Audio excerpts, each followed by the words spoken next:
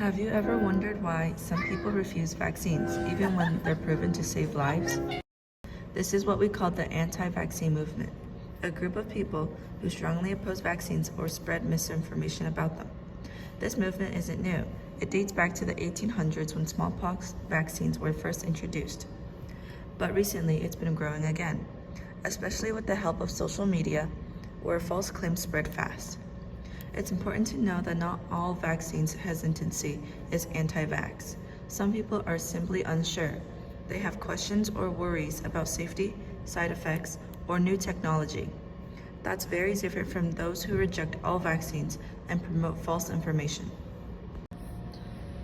Let's break down 4 of the most common anti-vaccine myths and what science says about them.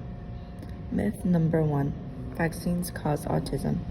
This idea came from a fraudulent study published in 1998. That study has become completely debunked and retracted. Since then, dozens of large, real studies have shown no link between vaccines and autism. The science is clear, the myth is false. Myth number 2, vaccines are full of toxins. Vaccines contain small amount of ingredients like adjuvants, which boost the immune response, preservatives, and mRNA in newer vaccines. These ingredients are tested for safety and used at levels far below what could cause harm. In fact, even water or baby food contains more aluminum than the typical vaccine. Myth number 3, COVID vaccines change your DNA. This one is a misunderstanding of how mRNA vaccines work. mRNA gives your cells instructions to make harmless pieces of the virus, like the spike protein, which helps your immune system learn to fight it. It never enters your cell's nucleus where DNA lives, and it can't change your genetic code. Myth number 4, natural immunity is better. Getting infected does give you some immunity, but at a huge risk.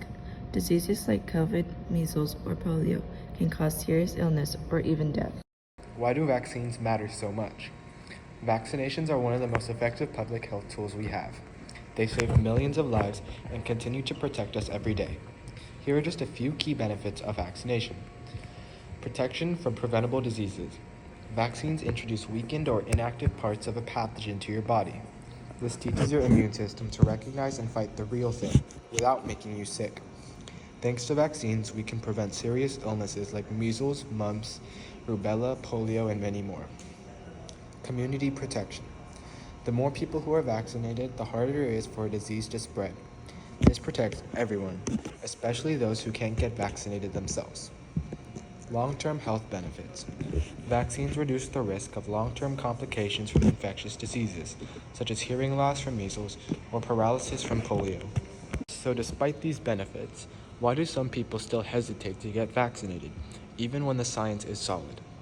The truth is, vaccine hesitancy isn't always about science. It's often about trust, fear, and emotion. Some people are scared of the side effects, even rare ones that can feel like a big risk when you're unsure. Others feel mistrust toward the government and pharmaceutical companies, especially if they've seen corruption or experienced discrimination in the past. And of course, there's social media, where people often end up in echo chambers. These are online spaces where you mostly see posts that match your beliefs, even if they're wrong. Misinformation spreads fast when everyone around you is saying the same thing. And these decisions do have consequences. When too many people refuse to take vaccines, we see the return of diseases we thought were gone. Things like measles, which made a comeback in the US in recent years. Unvaccinated communities put infants, cancer patients, and immunocompromised people at serious risk, people who rely on others for protection.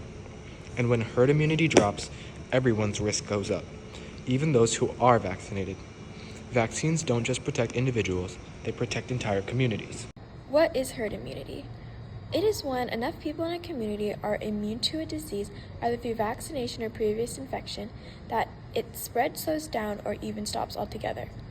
It is not just about protecting yourself. Herd immunity helps shield those who can't get vaccinated, like newborn babies, cancer patients, or even people with certain health conditions.